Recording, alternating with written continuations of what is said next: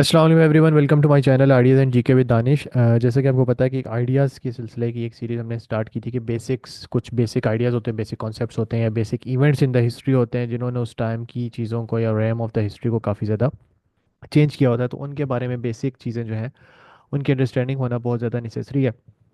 तो उसी हवाले से जो चीज़ आज हम डिस्कस करने जा रहे हैं दैट इज़ रिगार्डिंग वो इवेंट जिसने वर्ल्ड वॉर ऐसा कहा जाता है कि वर्ल्ड वॉर टू को चेंज करने के पीछे दो इवेंट थे। एक बैटल ऑफ स्टेलिंगार्ड थी, जिसमें सोवियट्स ने काउंटर ऑफेंसिव के तहत नाजीज को शिकस्त दी थी। और उसके बाद फिर जो फोर्ट ऑफ यूरोप था, जिसको क्या था, कंकर किया था हिटलर ने, उसको फिर उस पर counter offensive by the allies जो है वो हुआ था 1943 में।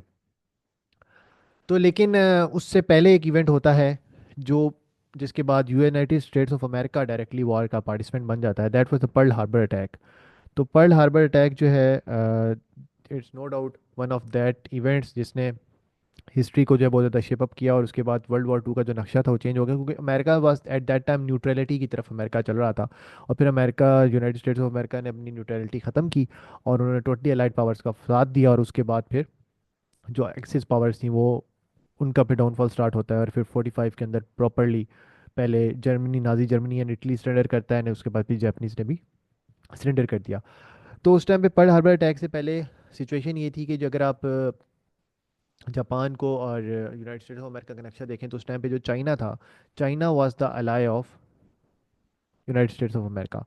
तो यूनाइटेड स्टेट्स ऑफ अमेरिका की तरफ से ये था कि चाइना को, अगर चाइना के अगेंस्ट कोई एग्रेशन होगी तो वो हमारा लय होगा। अब इस टाइम पे सिचुएशन ये थी, जो कॉलोनीज ऑफ ईस्ट एशिया और इस साइड पे जो कॉलोनीज है पैसिफिक ओशन के अंदर, तो वो जो कॉलोनीज थी ऑफ द अलाइड पावर्स, वो इस टाइम पे इतनी ज़्यादा गार्डेड नहीं थी। और उनके अंदर, जिसके अंदर आपका इंडोनेशिया, मलेशिया, इसके अलावा थाईलैंड, फिलीपींस, ये वाली पूरी बेल्ट आती है, वो गार्डेड नहीं थी, क्योंकि allies powers were busy in defending their themselves. France तो उस टाइम पे पूरा स्ट्रेंडर कर चुका था। France was totally under the control of Nazi powers at that time.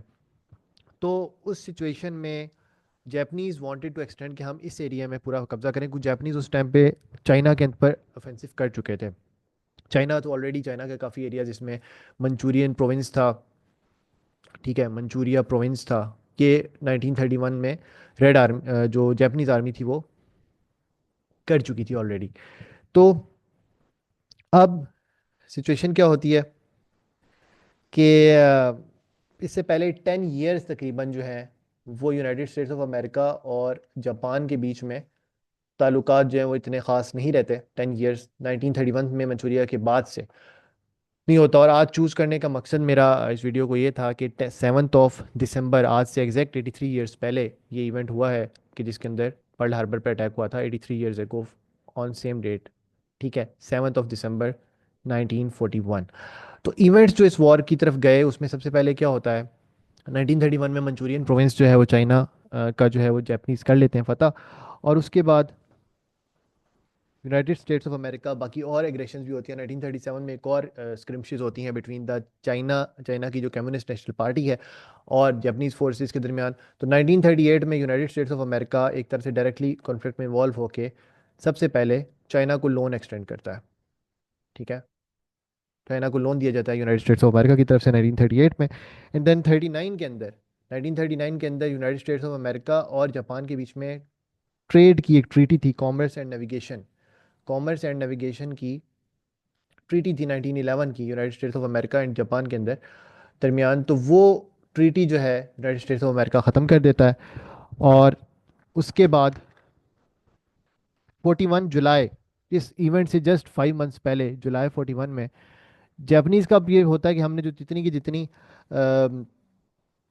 वो है कॉलोनीज है उनको करना है इंडो चाइना के अंदर और ईस्टर्न एशिया के अंदर, तो उन तमाम को जापान जो है जुलाई 1941 तक ऑक्युपाई कर लेता है। अब जापान को आगे फर्दर जाना होता है टुवर्ड्स द मलेशिया और उस तरफ। तो अब प्रॉब्लम क्या होता है कि अमेरिका जो है, यूएस की गवर्नमेंट जो है वो सैंक्शंस लगाती है और सारे के सारे अपने जो टर्म्स हैं, टाइज हैं, इकोनॉमिक टर्म्स हैं, वो विद जापान ख़त्म कर देते हैं। फिर हवाई का आइलैंड जो कि पैसिफिक ओशन के अंदर ही मौजूद है, उस पर यूनाइटेड स्टेट्स ऑफ अमेरिका का फ्लीट था, नेवल फ्लीट था, जिसको हम पर्ल हार्बर कहते हैं, ठीक है। तो वहाँ पर्ल हार्बर में स्टेशन नेवल फ्लीट्स थे बहुत ज़्यादा।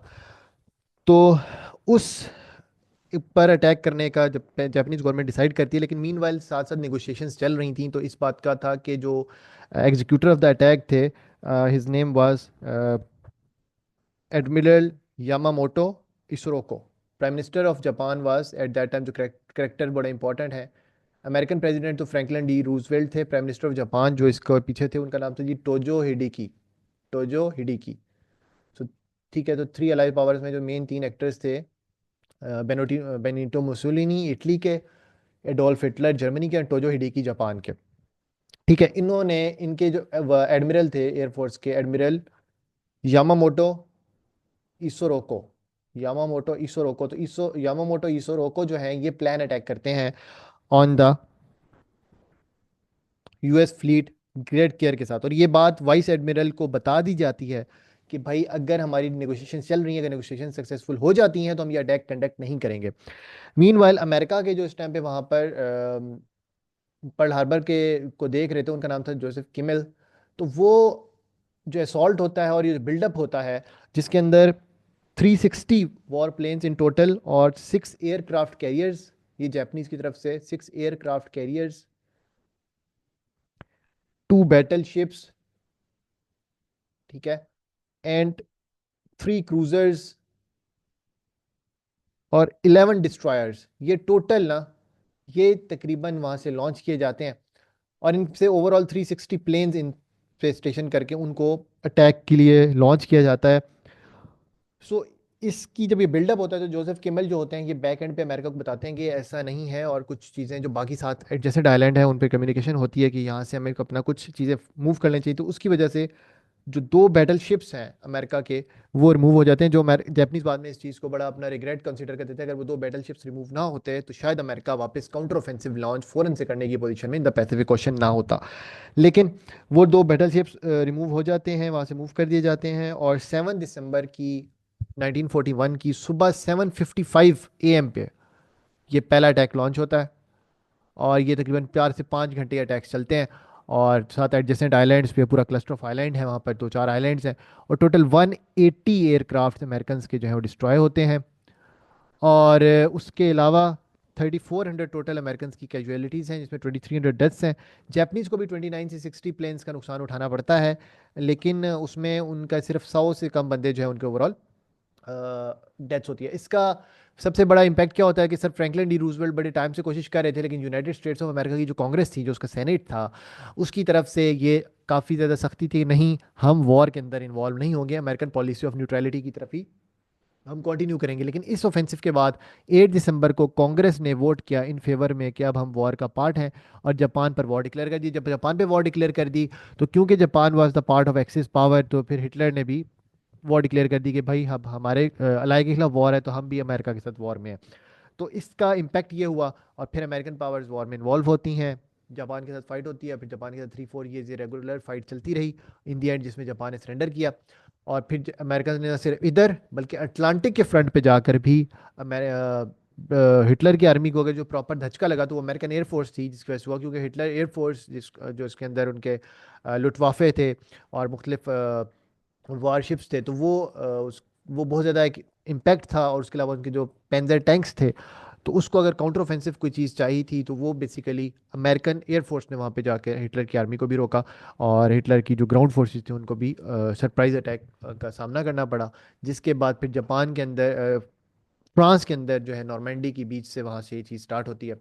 और फिर वहाँ से नाजीज़ को भी इम्पैक्ट आया। तो ओवरऑल अगर आप एक हिस्ट्री को देखें, तो उसमें ये चीज़ नज़र आती है कि ये अगर इवेंट ना होता, तो शायद United States of America war का पार्टिसिपेट ना बनता, और शायद एक्सिस पावर जो है काफ़ी कुछ गेन कर चुके थे, और वो और चीज़ें भी गेन कर लेते। लेकिन केयरफुल एग्जीक्यूशन ज़रूर थी जापानीज़ की तरफ से, लेकिन कुछ स्ट्रेटजिकली एक दो चीज़ें मिसहैप्स हुई उनसे, और अमेरिकन पावर को उस पर रिग्रुप करने का भी मौका मिला, और अमेरिका फिर उस पर इन्वॉल्व हुआ। एंड देन वर्ल्ड वॉर 2 का नक्शा फिर हम सबके सामने है कि एक्सिस पावर की जो है वो डिफीट की सूरत में, और हिटलर को इन दी एंड सुसाइड करनी पड़ी। जापान में भी गवर्नमेंट ओवरथ्रो हुई। जापान में फिर 2 इंडियन न्यूक्लियर बम्स अमेरिका ने जो है वो अटैक किए हिरोशिमा एंड नागासाकी पे। तो इस तरह से वर्ल्ड वॉर 2 जो है ये बड़ा जापान के लिए बड़ा एक अगर कह सके कि जापान ने इस पर्ल हार्बर की सबसे ज़्यादा कीमत किसी अटैक की किसी नेशन ने चुकाई हो, तो शायद पर्ल हार्बर की सबसे ज़्यादा कीमत जो है वो जापान ने ही चुकाई, क्योंकि उसके बाद एक फुल फ्लेज वॉर अमेरिका के साथ उनकी आती है। और जो कि एंड इस हालत में कि दो न्यूक्लियर बम सबसे पहली दफ़ा दुनिया में यूज़ होते हैं, वो इनके दो सिटीज़ पे यूज़ होते हैं। तो जापानीज शायद इस चीज़ को अपनी हिस्ट्री में इस डे को शायद 7 दिसंबर को ना भूल पाए, कि उनका ये अटैक था। अमेरिकन भी नहीं भूल पाते कि अमेरिकन के ऊपर, अमेरिकन को तो इमीडिएट रिpercussion हुई, लेकिन बाद में जो रिpercussions थे वो जापानीज ने सहे। तो ये नो डाउट एक इम्पॉर्टेंट इवेंट था in the history of world war 2। Hope so you guys would have like the video. आपको अगर कंटेंट पसंद आया तो काइंडली चैनल को सब्सक्राइब कर दीजिएगा और बेल आइकन को प्रेस करना नहीं भूलिएगा। अल्लाह हाफिज़।